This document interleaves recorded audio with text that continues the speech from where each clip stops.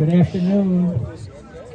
If you'd all gather around here so you could hear and see what's going on, we're going to get started before the rain comes.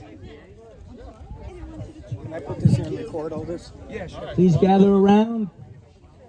We're going to get started in about 5 or 10 seconds. Yeah,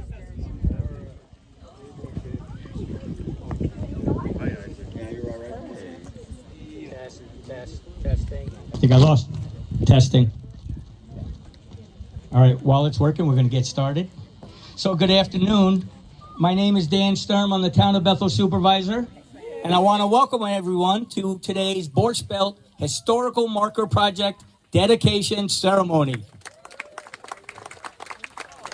A couple people I like to recognize that we can't do these things without the members of the town board. We have Billy Crumley is here.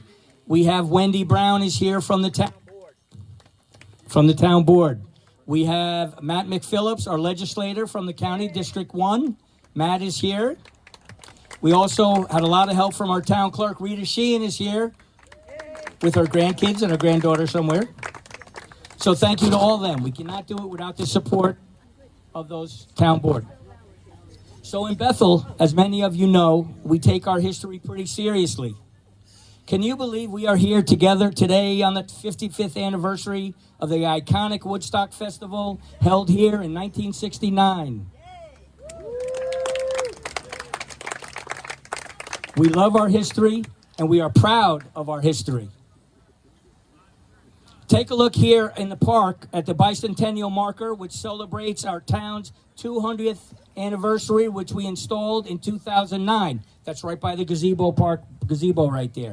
Take a look at the Heritage Trail marker on the right-hand side of the park, one of the many markers throughout town that we placed to remember great locations important to the 1969 Woodstock Festival.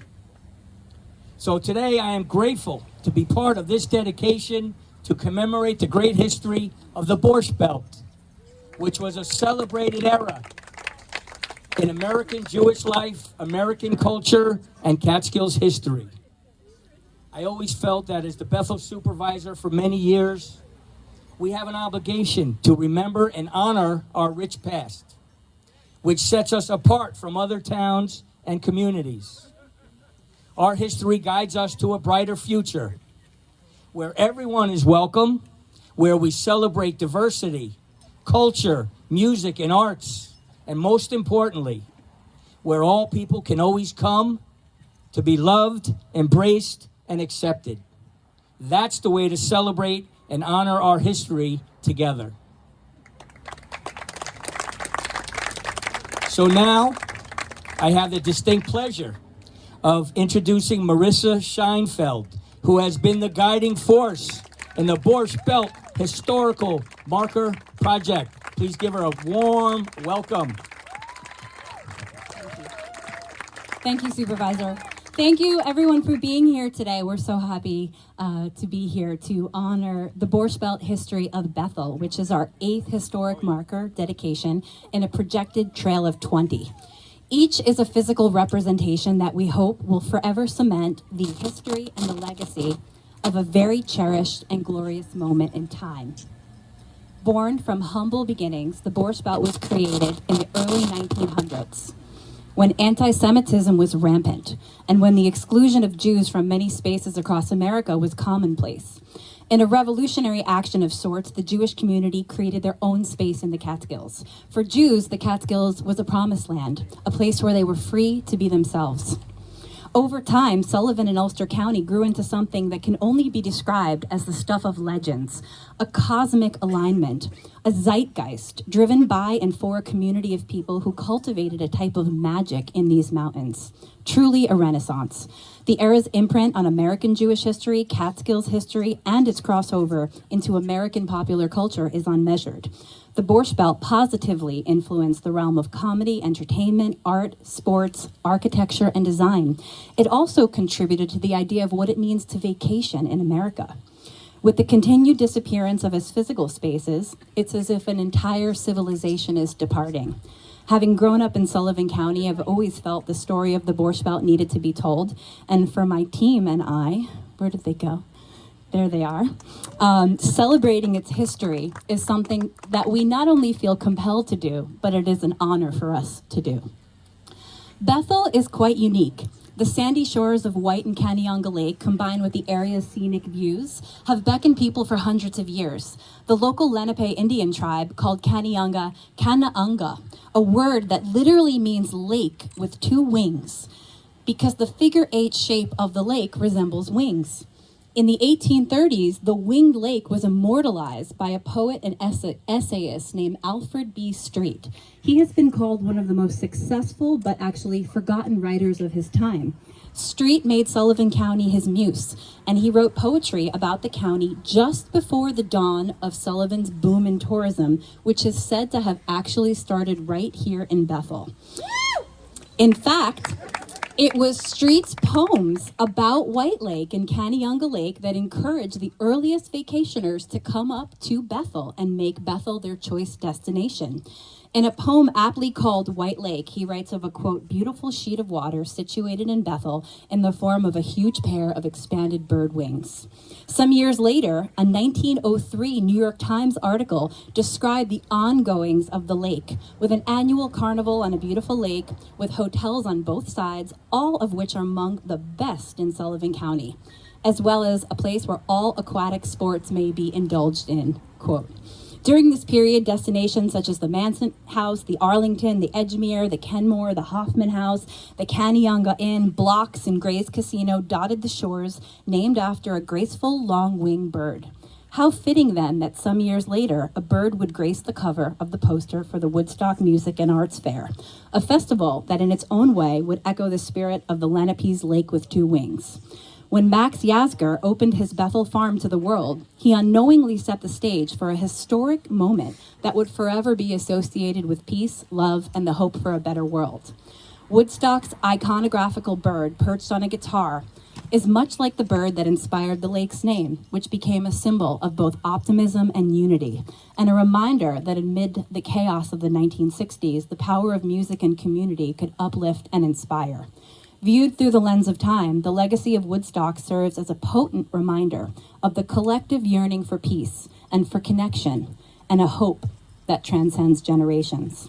With Woodstock in my mind, I want to thank you all for joining us here today. Seeing so many new and familiar faces is a testament to the power of the Borscht Belt in bringing people together.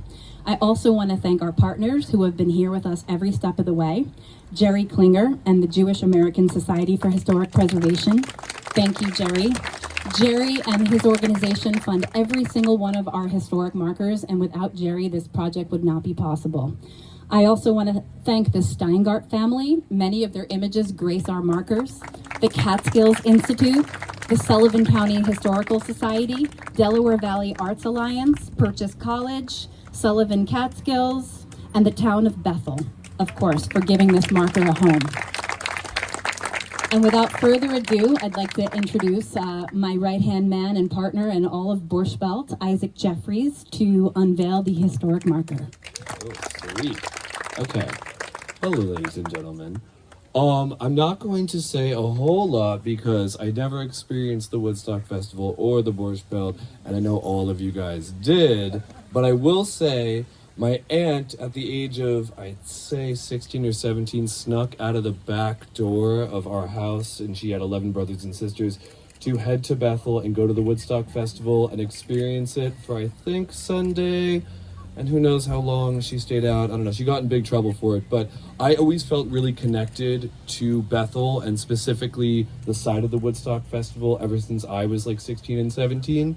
I'd go back there specifically to feel that sort of energy of peace and love and harmony, and always just had that fascination with the sort of counterculture of the 60s and the excitement that that brought. So I'm really happy and really proud that we're able to not only honor the Borscht Belt history in Bethel, Kauneonga Lake, White Lake, and beyond, but also how it intertwined with the Borscht Belt, and in a way how it kind of ushered that sort of moment when the Borscht Belt started to wean and went from that sort of 50s, very, I wouldn't say rigid, but, you know, classic 50s culture into a new moment where everybody was free to be themselves, travel to where they wanted to travel to, and really just harmoniously live and enjoy life as they should. So, as sad as it is that the Borscht Belt does not necessarily exist anymore, it will forever exist in our hearts, and I always dream about it beyond.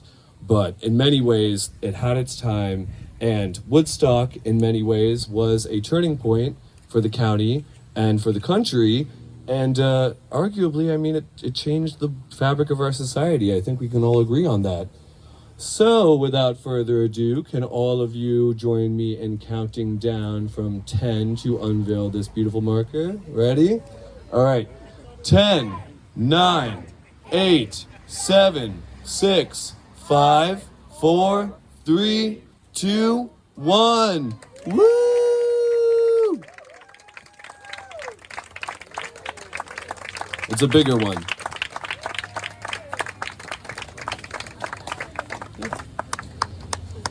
So I'm going to read the Bethel side first, and then I'm going to read the regular Borscht Belt side, which is on the other side. Sullivan County tourism began in Bethel in the 1840s when the White Lake House and the White Lake Mansion House were built for Gentile guests. By the 1920s, over 50 Jewish hotels such as New Empire, Kenmore, and Woodlawn Villa dotted the communities of White Lake and Kauneonga Lake. The Fur Workers Resort, an interracial hotel, offered cultural and progressive programs. In 1949, African-American musician and political activist Paul Robeson was invited to perform at the resort weeks before his infamous concert-turned-riot in Peekskill, New York.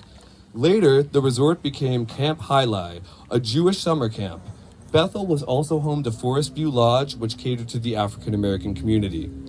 In the 1950s, Bethel transitioned to a destination of over 50 bungalow colonies such as Dubin's, Lapidus Cottages, Karnofsky's, Sunny Lane, and Zane's. Tongue twister right there.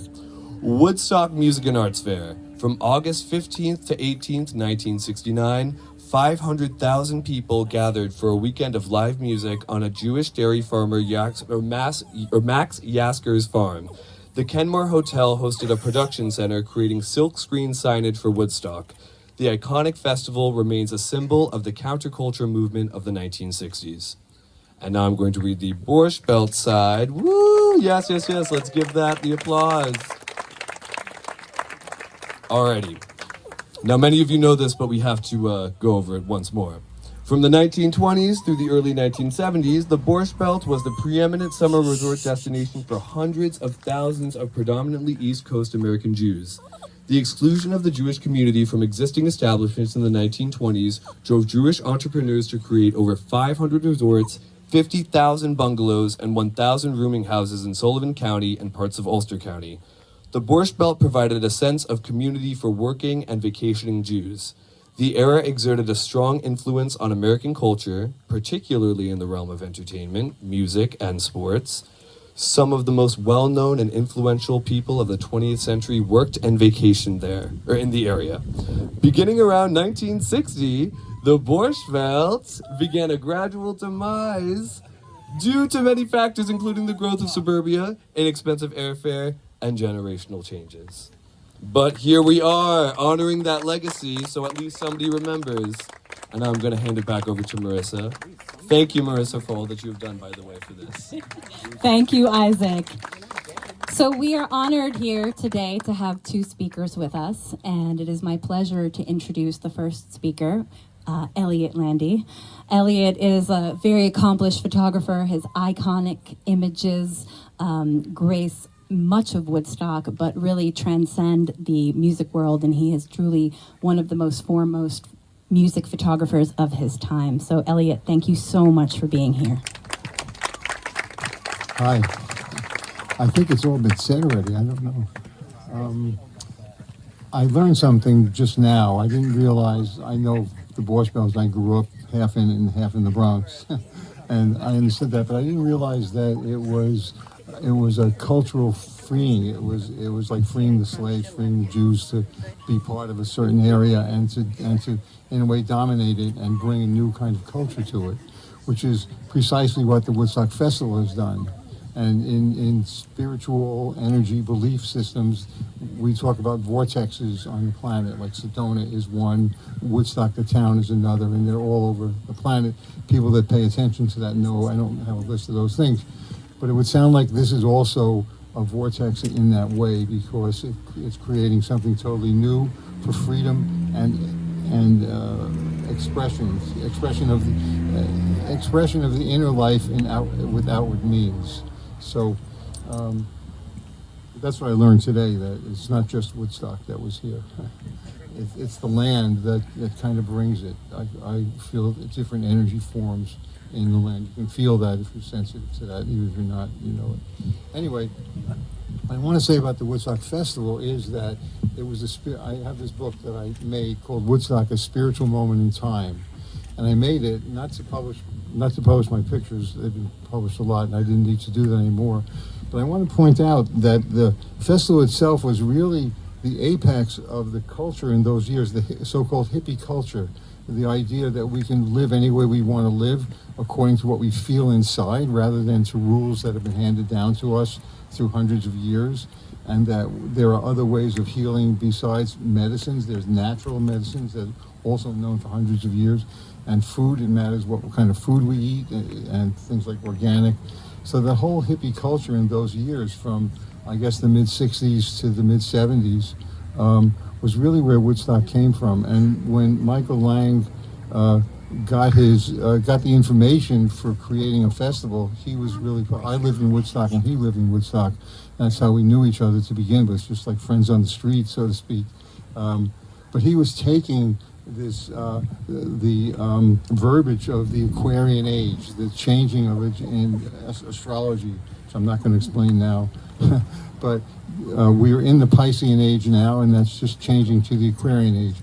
And the Piscean age is an age where we're ruled by people at the top telling us what to do, and the Aquarian age is where everyone kind of agrees on everything, and they're ruled by inner feelings and inner direction rather than outer externally imposed rules on us all. So it was the dawning of the Aquarian age, which was in the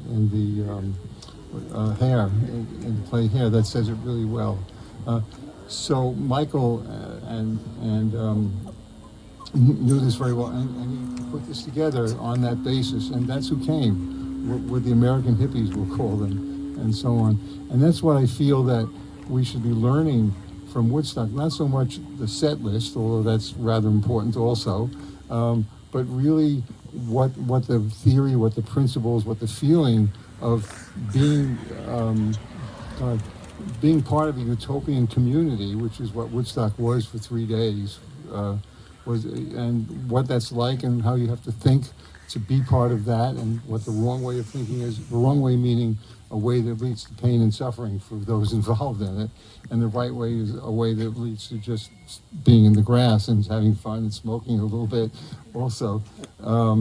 So Woodstock really has a lot of lessons to be learned from those years. They seem to be getting buried over a little bit, but then when the messiahs that some religions worship, it takes a while for them to be recognized also. So Woodstock has all the spiritual teachings and spiritual messages by the way the people acted and behaved and so on. So that's why I did this book, and it's not important to me to sell the book necessarily, but the information in it is what's there. It's $15 on Amazon. You can buy it here. But I have a few people that I got to write it who really understand the change between the Aquarian age and the Piscean age, and so-called New Age thinking. And these are very erudite people that wrote very interesting things about this. So that's what I have to say, that we need to learn lessons from Woodstock. Yeah,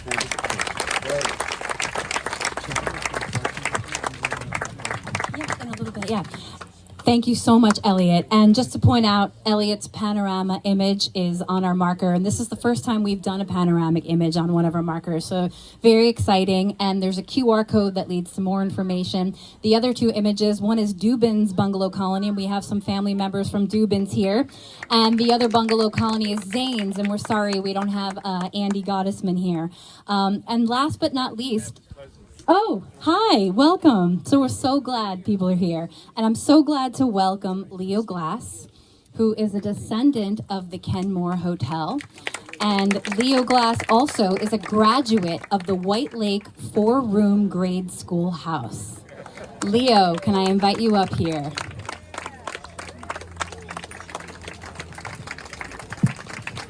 Thank you. I guess I got chosen for this one because Marissa said she wanted me to emphasize hotels. But I did get out of White Lake 4-room grade school in 1949, and I'm probably the oldest person here. At any rate, starting with the furthest reaches of Kauneonga Lake was the West Shore Country Club. Working our way in, when the road splits up to go back to Swan Lake and the other way, the next hotel was the Kenmore, and that was the hotel that my parents owned. And on the right-hand side of the street was a 5-story wooden building, 5 stories tall, and it had the office space, it had the dining room, the kitchen, and all the rooms were upstairs. And then across the street was a casino building, and the casino was open 7 nights a week. There were shows, live shows on Friday and Saturday. There was movies, bingo, dance lessons, something going on all the time. After you passed the Kenmore, there was the Rosedale Hotel. And then you go a little further was the Woodlawn Villa, which is still here now. The housing project on the left, and where the restaurant Fat Lady was across the street. And then we go along a little further, and you make this turn here, and it was the Kensington Hotel, and then Block's Hotel. And Howie Block was a descendant of. He's not a descendant of Block's Hotel. He's a descendant of some of the Block family, and I'm not a descendant of the Kenmore. I'm a descendant of the Glass family. After we went around there, you kept on going, and there was the White Lake Maples, and there were a half a dozen bars and a half a dozen restaurants, and all of those places, and there were 4 or 5 auto gas stations and repair shops, and we even had a barber shop, and we had a hairdresser shop, and there were all kinds. Right here in the village, there were 2 taxi stands. And people used to come up from the city by train to Monticello or to Liberty, and the hotels would send a car to pick the people up from the train and bring them to the hotel. It was an exciting time here, and all I can say is, to be very brief, and say that everybody was very happy having the summer trade here, because 90% of those businesses were closed right after Labor Day. And across the street was a garage, which was called Ken Panlone's Garage. And on Labor Day weekend, he put up a sign that said, "Welcome back, natives." Thank you.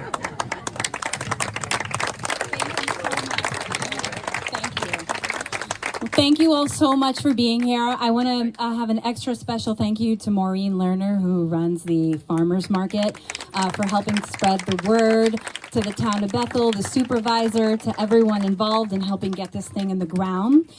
We have some beverages and some seltzers in the gazebo. Elliot is here selling and signing his book. Isaac has mined extensive Borscht Belt archives, and we are selling merchandise at this table. We have a car magnet, a really awesome Grossinger's keychain, and a postcard set if you want to write a postcard, because people don't write enough anymore. And we have music playing, and we also have crafts at the craft table, and drinks. Yep, over there. And thank you all so much. Oh, I also want to thank Piece of Stage, Steve Gold, for being here. Steve salvaged a piece of the Woodstock stage, which is in many institutions across this country, but he brought a piece of the stage here.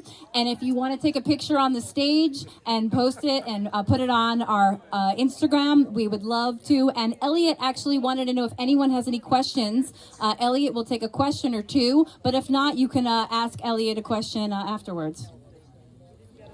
And also Kauneonga music. Oh, hi on music. Thank you so much for the sound. Does anyone have any questions for Elliot? Elliot, I think, what do you want to do?